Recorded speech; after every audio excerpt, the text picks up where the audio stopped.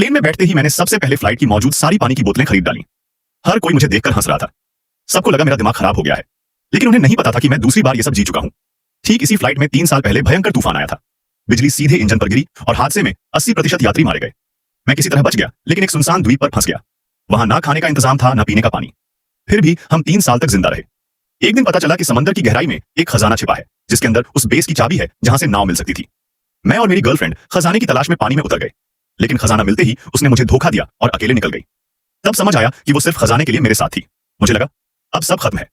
तभी एक दूसरी लड़की ने मेरी जान बचा ली। उसी पल मेरी आंखें खुल गईं। मैंने ठान लिया कि इस बार सब बदल दूंगा। तभी भयानक सुनामी आई और सब कुछ बर्बाद कर गई।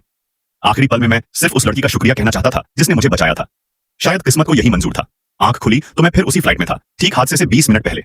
मैंने तय किया कि इस बार उसी लड़की के साथ बचूंगा।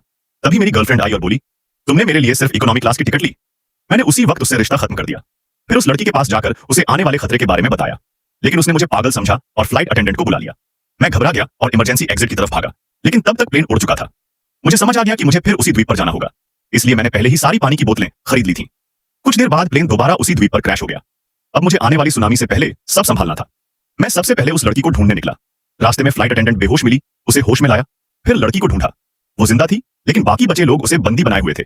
उन्हें मेरी फ्लाइट वाली भविष्यवाणी याद थी, इसलिए मुझसे खाना मांगने लगे। मैंने बिना सोचे अपना सारा सामान उन्हें दे दिया और लड़की को छुड़ा लिया। फिर सबको किनारे ले जाकर बताया कि द्वीप पर एक बेस है और उसकी चाबी समंदर के नीचे छिपे खजाने में है।